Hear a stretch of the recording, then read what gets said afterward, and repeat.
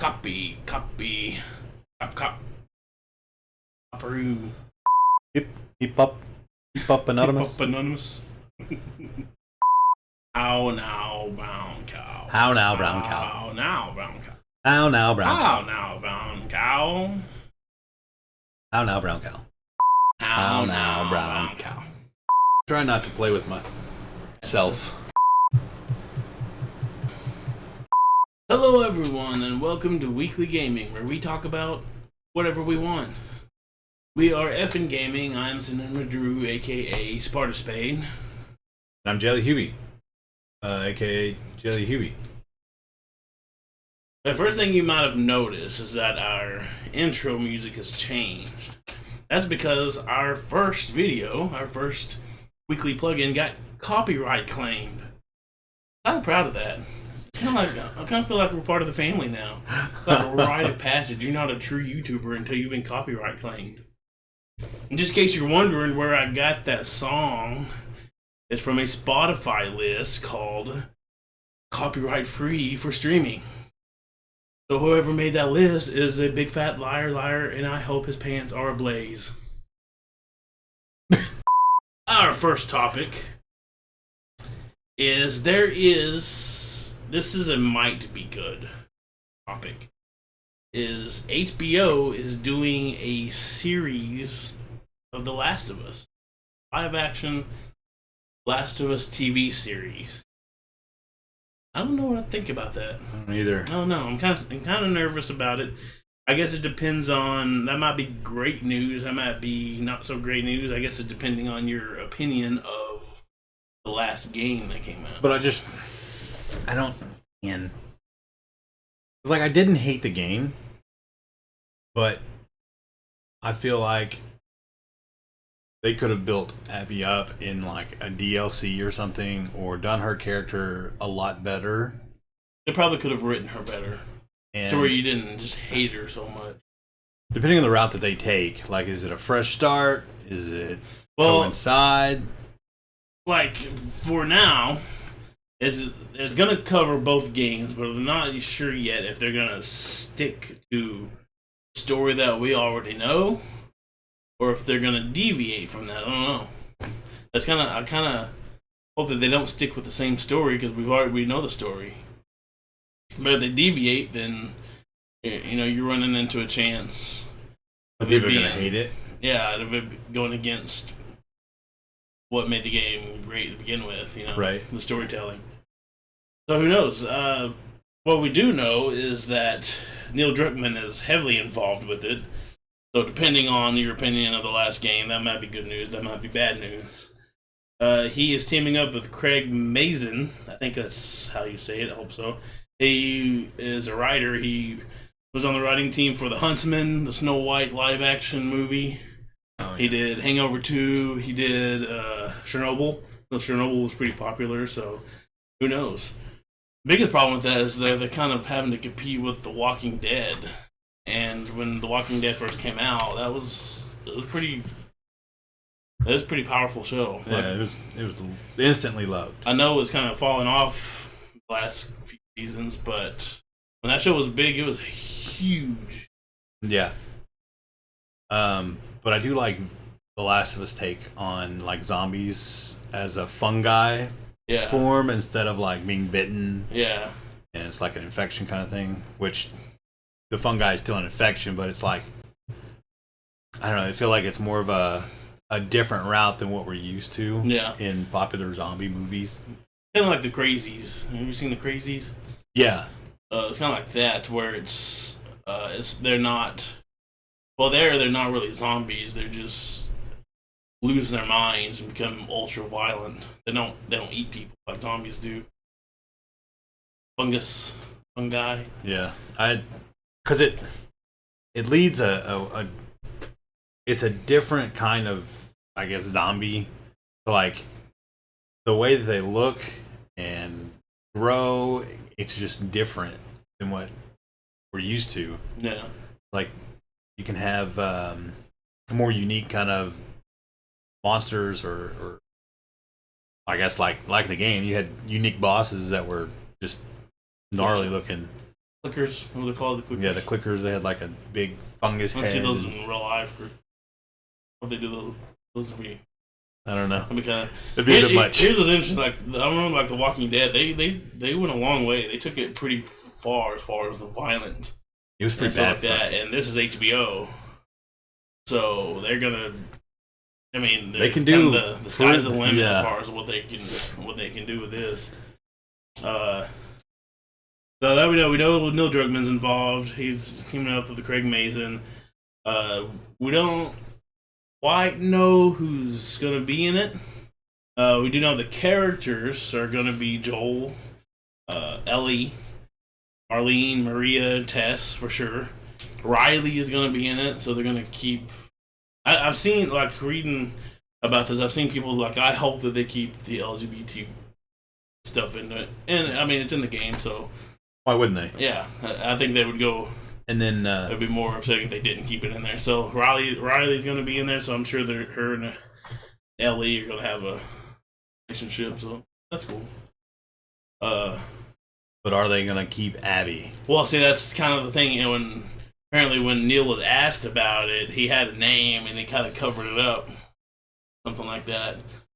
And the people say it kind of looked like it may have said Abby. But he was kind of being goofy with it, but... And I don't mind if she's in it. I just hope that they do her a better justice. Yeah. Because I didn't hate her as a character. I just feel like she didn't get the justice she deserved. Yeah. As in, you play a full game getting to know Ellie, and then you get something like almost 15 hours playing as Ellie, and then you get maybe 9 with Abby. Yeah. So like, I mean, you get the character building with that is just not there. Yeah. I mean, you get a whole game, the first game, falling in love with Ellie and Joel. And the second game, within 2 hours, Joel's gone. Yeah, and killed by Abby. I hope that's not a spoiler. If it's a spoiler by now, then spoiler alert. Waited too long. But so you automatically kind of hate Abby. And then throughout the game, even like even her friends are. So I mean, it goes from bad to kind of almost worse. You get to understand why she did it, but I don't know. Yeah, just if they put her on the show, I do hope that they do give her a better. Yeah, and if they do, they better get somebody, just some woman that is just her arms are bigger than mine. Like they ain't small. Yeah, but they better do her justice, is all I gotta say. So Neil Druckmann did an interview, and he says, you have to figure out how it communicates, how to communicate ideas or tell stories with the TV platform. And removing the interactivity of the story, how do you make it unique for this other medium? It's an interesting challenge, and I think there's a lot to learn from it. Craig Mazin had ideas about how to adapt the show. It became intriguing to work with another creative who I admire. It just became a no-brainer, and to do it under the umbrella of HBO and all their content. So I don't know. I hope they don't try to... I love innovation when people try to do things differently. Yeah. But I think that might have been where The Last of Us 2 kind of fell a little bit, is they tried a little too much. Maybe. Try to reach a little too far. They tried to make it too intriguing and unique, where they just kind of shoved everything into one game that should have been. I feel like more they should have done a full game as Ellie, like getting to the end, and then getting to know Abby as a DLC, or even like a spin-off game, maybe. Yeah. Or even like the Uncharted game, you have the regular games, and then they put out that, was it the Lost Legacy, or with the two girls. I don't remember their names. It's been long since I've played that. I'm escaped too, but like it's a character development there on its own. Like, yeah, you gotta wait, but I think it helped in the long run. Yeah. Maybe, who knows? Maybe this new show it'll help bring more light to Abby and some of the other characters, and I don't know. They got a lot to live up to. There's been some really good. Now, honestly, I'm kind of tired of the zombie genre. It's been So, way and overplayed. I think a lot of It's people been around for a long time. are feeling that too. Like, I feel like they should bring back vampires. Yeah. I got tired of that too for a little while, but then they brought zombies back, and I'm feeling it. I'm tired of it's zombies. too much sometimes. So they're gonna have to really step it up on this one. And I gotta say, they better not Game of Thrones me with this.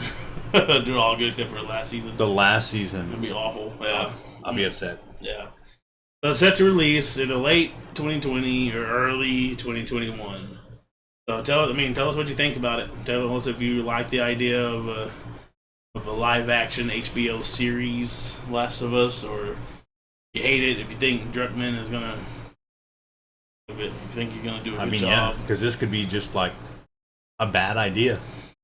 Yeah, you never know until we get there. So let us know what you think. All right, our next story is actually kind of a surprise story, something I wasn't ready for until I watched it, and then it was amazing. My nephew came to me, he was like, "We gotta watch this show on HBO. There's no HBO. This is a good HBO. So we gotta watch this show called Primal." And so I'm like, all right, I've never heard of it. I didn't see the advertisement, the trailers for it, or nothing. And I watched it, and oh my goodness, it is amazing. I came to Jellyhewby. I was like, we gotta watch the show. At first, I was a little skeptical. Yeah, it's the premise is kind of weird. It's strange. It's about a caveman, a Neanderthal. However you want to say It's it. a thal because there's an H in it. Neanderthal. The H is not silent. Right. And it's made by Genndy Tartokovsky. For those of you who don't know him, he is a very accomplished creator, especially in animation. He did the Clone Wars, the first like hand-drawn animated Clone Wars, not the one with Ahsoka. And then he did the very first like Cartoon Network Clone Wars, which was actually I have this one thing that I haven't even watched yet. Yeah. I haven't been able to find it. I haven't been able to see it. I heard it's pretty good. I heard it's not as good as the one with Ahsoka in it, but I don't know. He did that. He did Dexter's Laboratory. He did Samurai Jack. He did Powerpuff Girls. He directed the Hotel Transylvania movies, which I don't know what they're funny. I liked them. I enjoyed them. Yeah, they were funny. But I haven't watched the third one because I'm a huge fan of Adam Sandler. You know, growing up with Adam Sandler. Yeah. So what'd you think about the show? At first, like I said, I was skeptical because like the whole premise, there's no words. It's all caveman. It's all sounds. Yeah, there's no dialogue other than grunts and growls. And so there's no actual dialogue. And caveman with dinosaurs. You know what kind of remind me of? Heavy Metal. Yeah, it does. But like it's all animated. It's an animated show. And like I said, like you say, there's no. It's all environment sounds, and there's no dialogue to it. There's no language. Everything is through body language, and there's a lot of dialogue spoken through the eyes and stuff like that. That's where it's very well done. Like you get a lot of emotion from their facial expressions and like certain grunts here and there. You can kind of you can feel it. Yeah, and it's done really well. The sound and the artwork, they go great together, and it surprised me. I'm not gonna lie. I thought it was gonna be dumb. I had no idea. And, the show literally pulls you in. The first episode, within the first few minutes of the episode, you're already hooked. You're like, oh my god, what happened? And it sucks you in from that point on, and the story is amazing. The artwork is beautiful in a weird kind of a way. It's kind of it looks kind of simplistic sometimes, and it's I don't know. It's kind of a weird looking, but it's kind of a beautifully weird looking. I don't know. I enjoyed it. There's only five episodes. Yeah. I mean, if you want to go binge them, they're not only like for 20. kids. Yeah, definitely not for kids or vegans. Vegans will not like this movie either. It's very violent. Lots of blood. Lots and lots not of really blood. Gory. Yeah, it's not definitely a lot violent. of blood. It's very violent. I mean, it's a caveman fighting. Yeah. I mean, it shows what you would think life as a caveman would be. It's danger at every corner. Everything is on the food chain. Everything. And you're literally fighting for your life every single day. And it's amazing. It's probably one of the best shows I've seen in a very long. Definitely probably the best opening, like first episode to a show. And there's no I've ever seen. words. There's no words to it. That's what got me. And you still feel for it. You're like, oh man, or you're like angry. You're like, oh, kill him. You know, it's amazing. Very good. Yeah, and Genndy Tartokovsky. If you're a fan of his, you will absolutely love. It's funny because I know that a lot of these animators and people that create stuff for kids, like Cartoon Network, it's done by Cartoon Network. But now that Cartoon Network owns HBO owns Cartoon Network, then it's an HBO show now. And I know that sometimes, like, they really want to do more adult-oriented, which they've always kind content. of leaned that way. Like, it's been like more mature because most of their good stuff was like late night stuff, like Adult Swim kind of stuff. Well, I know a lot, like even like Samurai Jack, that was kind of violent for. I mean, different times. I didn't really super watch. I didn't like really watch it, like, but the episodes I did watch Samurai Jack, I always liked, and they were kind of violent, funny but violent. But I know a lot of times when you get these children, these child-created shows, these people behind them, they kind of, when they get a chance to do mature content, they do it. They don't this is hold done back. very well. This kind of seems like what that felt like. He's been waiting to do a show like this for a long time, but it's been held back by censors. And now he has HBO, where there's he can do not that many whatever the censors. hell he wants. They're like, yeah, go ahead. Lots of blood, go ahead. Things getting eaten, go ahead. Whatever. Yeah. Totally worth your, what? It's 5 episodes, 20 5 minutes episodes, 20 minutes. It's super short to watch the entire season. It's fantastic. You should absolutely give it a chance and go watch it. It's on HBO Max, and it's awesome. So do yourself a favor, put the kids to bed, watch it, and go watch it.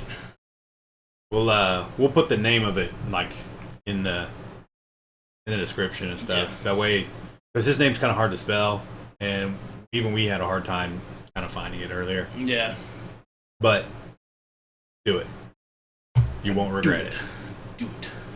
Give in to peer pressure and do it. So what I got is Microsoft isn't making the Xbox One X or the Xbox One S all digital edition anymore. Are they not? They're not making the systems anymore. They're not making games for it anymore? They are still making games for it. They're just, the consoles are no longer in production. The only one that's still in is the Xbox One S regular with the disc drive and all that. The OG Xbox One. Yeah, like the original one that came out. Reason being is because they are getting ready for the new system to go into production, which I'm sure it's already in production since it's coming out in November. Yeah. But I guess they're just done, and they're ready to start their new chapter with the Xbox Series X. Mm-hmm. To quote Microsoft themselves, it said, "As we ramp into the future with the Xbox Series X, we're taking a natural step of stopping production of the Xbox One X and Xbox One S all digital edition. The Xbox One S will continue to be manufactured and sold globally." So it's dead. That's it. What's out there is out there. But I mean, give me no more. I didn't really play much of the Xbox. Like really this last generation, like the only thing that I played on it was like I played Halo, Gears of War, and that's about it. I didn't even own an Xbox. Like you weren't really missing out. Yeah, I was gonna. I had a 360, like that, and I was gonna get one, but it's like there wasn't really anything that really pulled me towards it, and the fact that I was broke. One copper piece. I don't have no money to buy every console out there. So. Don't judge me. I used to have a good job.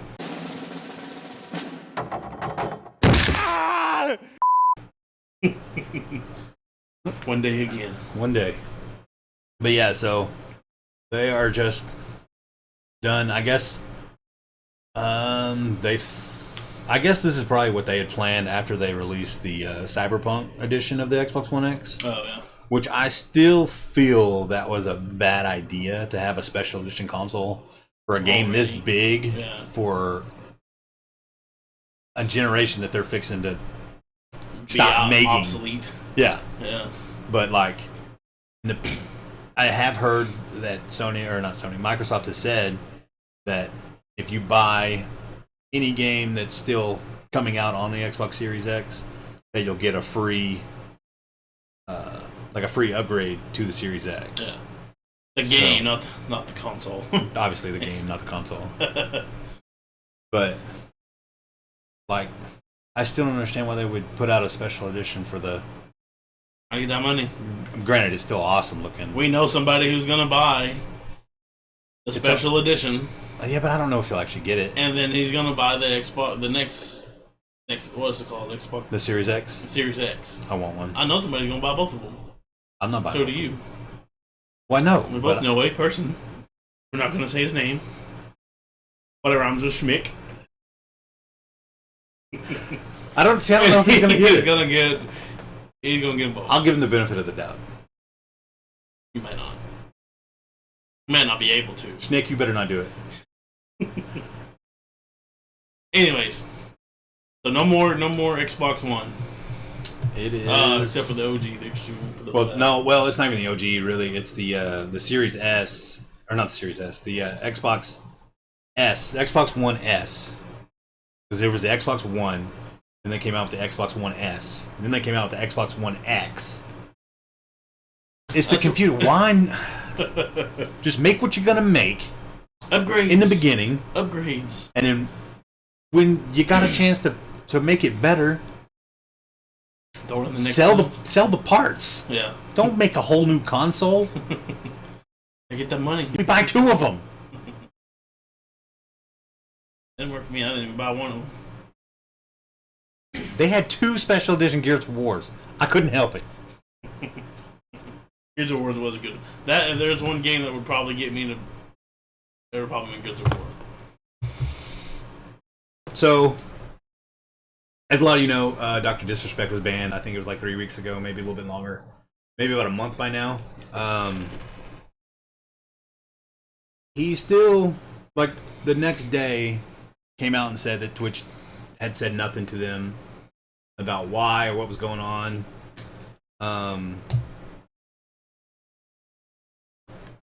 But when Twitch was pressured about it, they said that they have the right to ban whoever they feel is violating their terms of service. Going back through a bunch of old streams of docs. I mean, it's just the same old doc. Like, nothing was different. And then that last stream, something was up. You could tell something was going on. And then he's banned. The next day, he says he doesn't know why. And then, like, 3 weeks later, he releases a video on YouTube.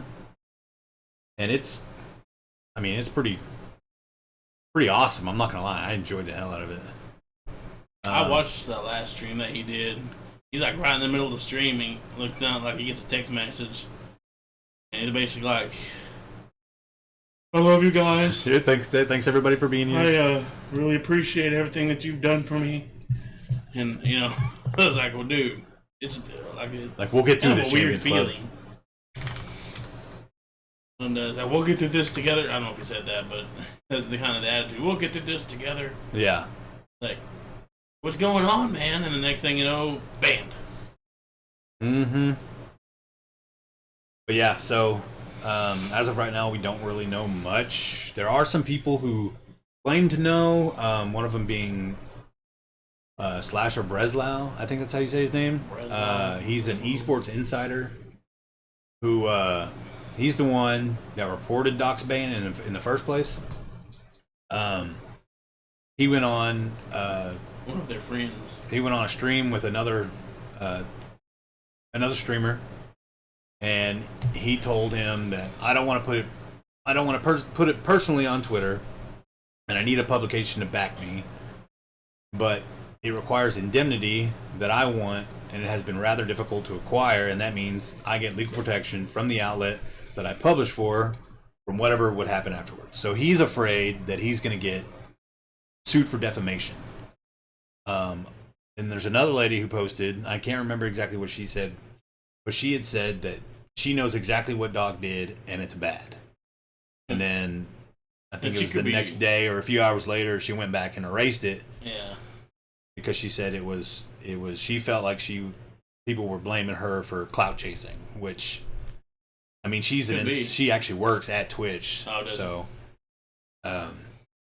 she was like, you know what, I'm just going to leave it alone, and when it comes out, it comes out. Yeah, I think people are like, I know what happened. Just trying to you gotta be careful. Yeah, just trying to get that. Yeah, I mean, even if she works for Twitch, that's still, I don't know. I mean, she may know everything. I don't know. But then Doc did did an interview with the Washington Post, I think that's right. Anyway, saying that he's done with Twitch. He may pursue legal action against Twitch. So yeah, I know he did an interview with Forbes, and they stated that that his ban didn't start as a publicity stunt, because there's a rumor going around and even they stated that sounds like something that Doc would do. It's kind of a publicity stunt to kind of like. Yeah, but why would Twitch go along with it unless it's something huge that he's got coming up? Yeah. But they said that it didn't start off as a publicity stunt, but it turned into one. I mean, Doc's a big name in the gaming community, and he had just signed a big deal with him too. Like so a multi-million-dollar. Well, the thing is when Ninja and Shroud signed with Mixer, Doc was like on the fence, like trying to figure out what he could do, what he could bring to the table, and then Twitch was like, "Here, we'll give you this," and it's an absurd amount of money. So Doc's like, "You know what? I'll stay." Yeah. He did a whole announcement about it and everything, and then come 3 months later, less than that, I think. Yeah. Mixer's gone. Shroud and Ninja just fucking worked for 8 months and made millions and millions of dollars. The greatest turn on investment. Yeah. Ever. I think actually Doc was the one that said it himself. Shroud worked 8 months and made $10 million.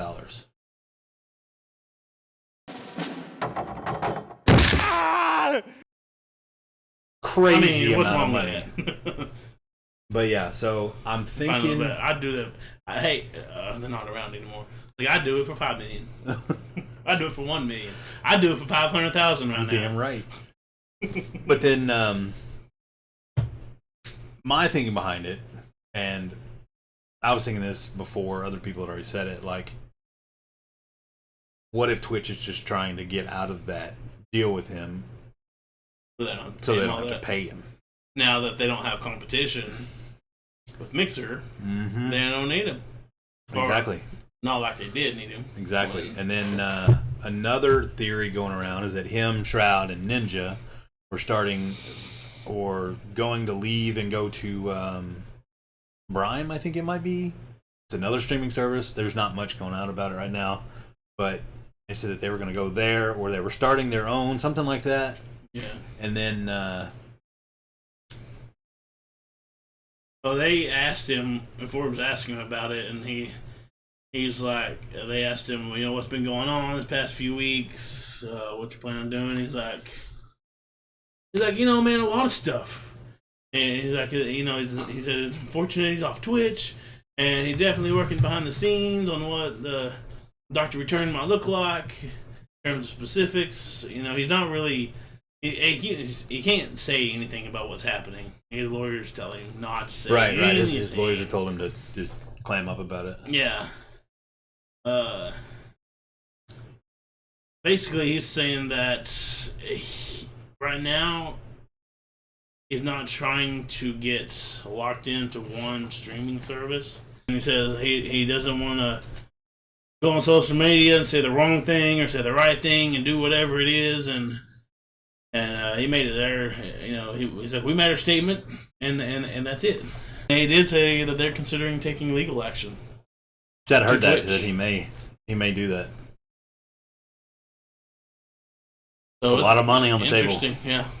Especially I wonder how much he's already gotten paid from them. I don't know if the numbers are out or not. Because, yeah. I mean, I guess you have these other two guys that went to Mixer who are now free agents too. Well, I know. And I don't know if he's like there for good, but Ninja did his first stream back, but it was on YouTube. Yeah, he did YouTube. But I don't know if it was like that's where he's going, or if he was just like, I'm fucking bored. Let's do something. I know. So there's some speculation that he kind of went there, brought his millions of followers that he has, and then it's like, this is what I'm bringing to the table. How much you gonna pay me to stay here? You know? Yeah. I don't know. I guess we'll find out. So who knows? Tell us what you think. What you think about it. Tell us what you think in the comments. You don't have to tell us what you think he did. Tell us what you think about his comeback, where you think he might land, where he's going.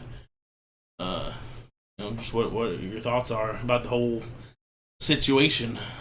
Yeah, it's interesting. If you think it's something totally different from what we got, yeah, let us know. Right.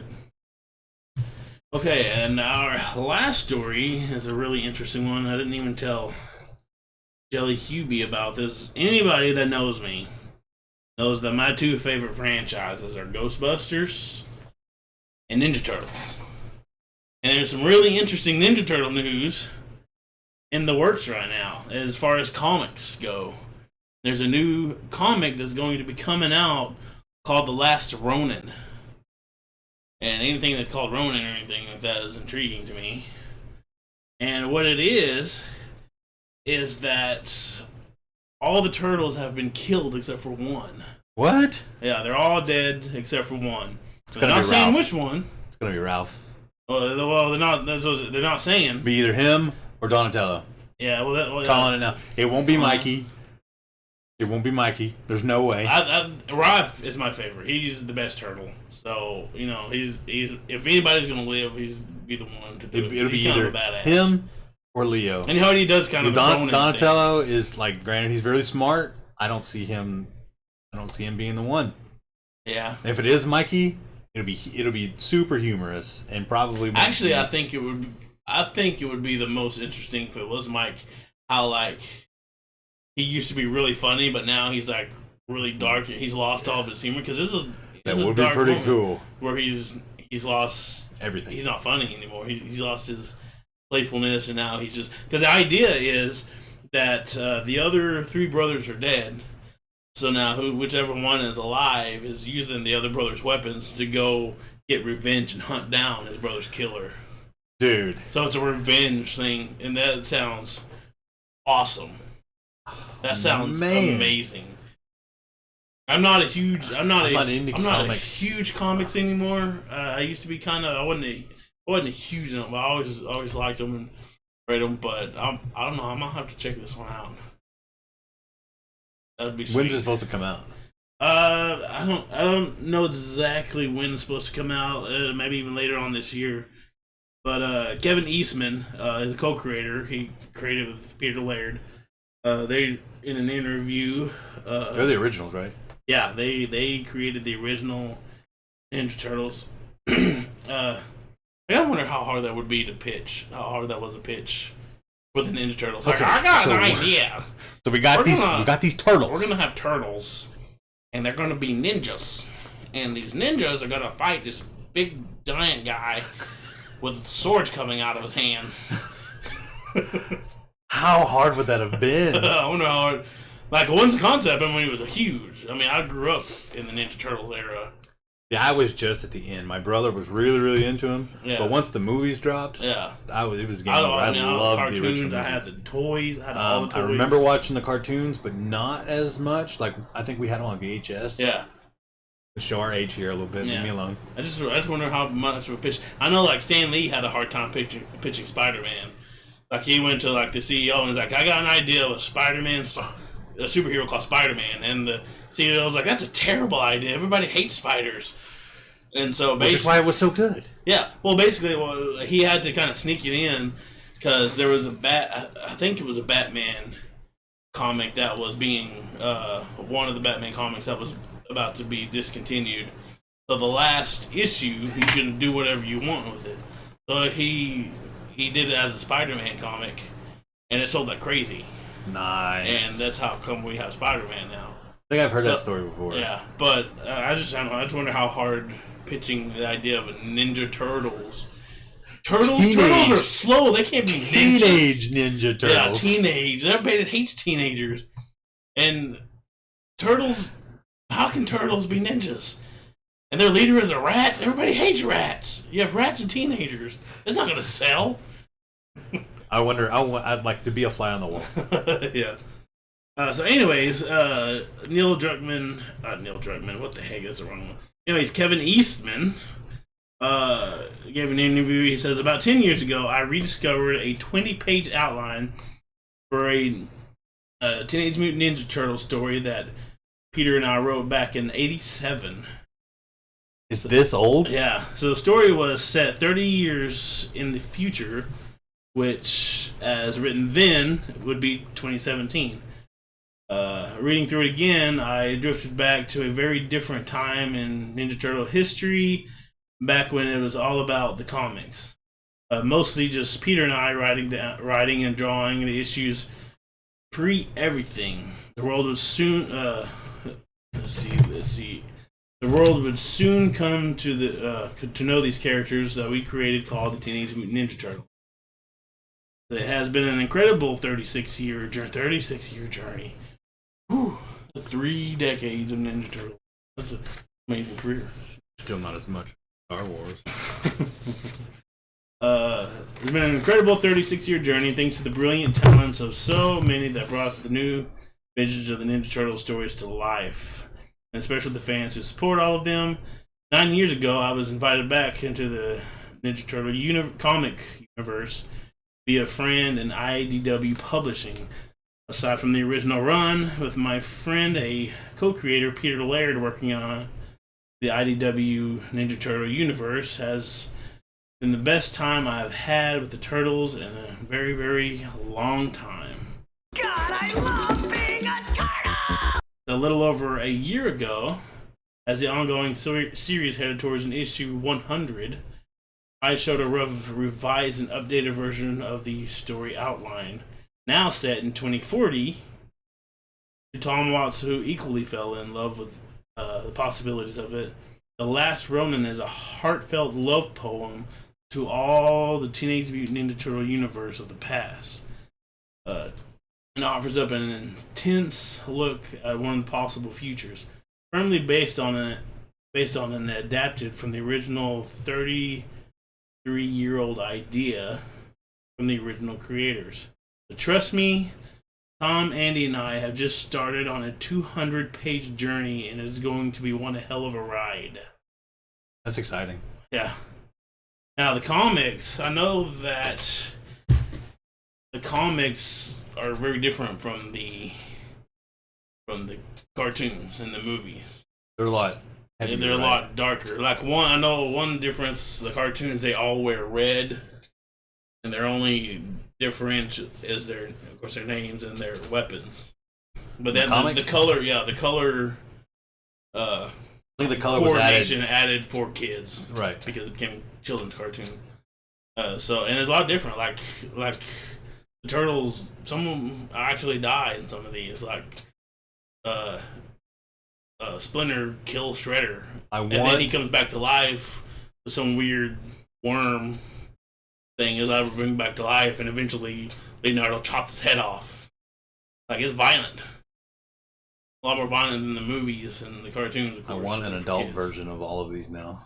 That would be awesome if they was released. HBO. And so HBO, do it. I'm kind of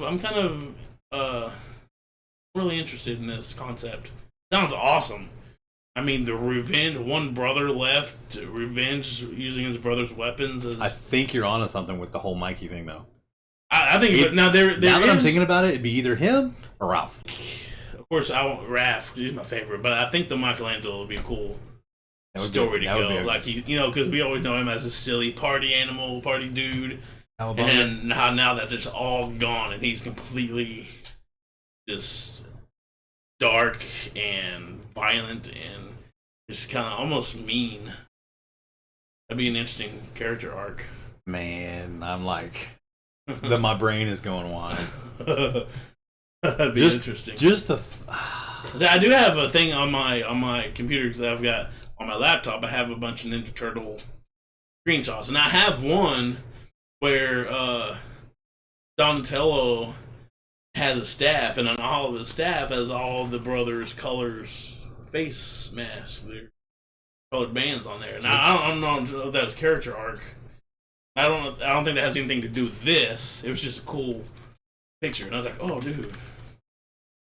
What I want is, I want them to bring back Jim Henson Studios and use them. They did the original 3 Ninja Turtles, and I love the costuming. I mean, 3 was garbage. 3 was, I like 3. It wasn't nearly as good as the first 2, but the first 2 were amazing. The third one was. I think there was 4 of them, weren't there? Best. There was like a silly. But they'll go back in time or something. That's the third one. Is it? Yeah. I hated it. I liked it. I have it. I didn't like it as much as the other one, but I liked it. In fact, I think it's in this room somewhere. But the Henson Studios. I mean, Jim Henson made those turtles come to life. I mean, they ate, they cried, they looked realistic. And I think they should do that over to the CGI. Just whatever you do, just keep Michael Bay away from it. Basically, give it to somebody who's really gonna. But explosions and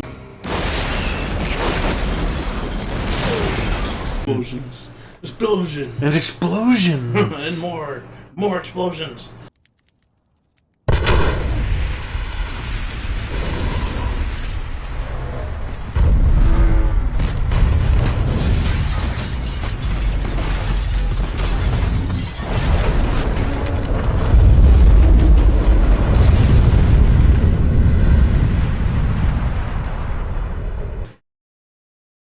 Yeah, so there's a picture out there with the 3 turtles, 3 brothers as ghosts, and the last Ronin on his knees, defeated, like emotionally defeated, and one of them's got their hand on the shoulder, and so the speculation is that the one that's on the ground that's defeated, that's still alive, is Donatello.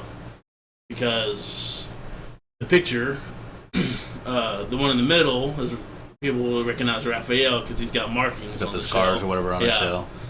The one on the right, the other one, I don't know, one, depends on my picture, the one on the right, people think it looks like Michelangelo, and the one that got his hands on his shoulder, people thought it would be Leo because he's kind of the leader. He'd be the one that would reach out to help more, to console. And so people think that it might be Donnie. But that picture might not be associated. They might just be a concept art. They might not be something that's associated with the last Ronin. So nobody really fully knows. I imagine if they were in a fight that they couldn't handle, Raph would probably be the first one to die because he would go in, lose his head on his own, try to take him out by himself. Yeah, because he's a hothead. And he's a badass, and that's kind of what he does. But so I can imagine him dying first. And I imagine that, I don't know. So I can see him not making it, even though I think out of all the 3, maybe Leo, he'd probably have the most skill. I think Leo would probably have the most, as far as martial arts, as far as ninjutsu. All I gotta say is, I want a live action That would be I want the awesome. suits back. Yeah. Have you seen a picture of the suits? The old suits they use? Those are creepy, man. Who was Kind it? of scary. I've seen the one in the Donatello. Like, it was all deteriorated. I was watching somebody stream a few months back, and it was for sale on eBay for like $1,000, or is it $10,000? But it was the original suit, head mask. Yeah. And it looked scary. It would give you gross. nightmares if you saw this. If you turn on the lights and this was in there, you would scream. Mm-hmm. I would scream. It's bad. Yeah. Like, but yes, bad. I do. They need to bring back Jim Henson Studios because he was the one who did the original. So we'll see. I'm probably gonna have to check into that. Supposed to come out sometime. I believe I read sometime this summer, maybe fall. I'm gonna have to pick that up. Yeah, I'm gonna check it out. So that's it. That's what we got for you this week. Be sure to tune in next week for another weekly plug-in. And always remember, we're effing gaming. You should too.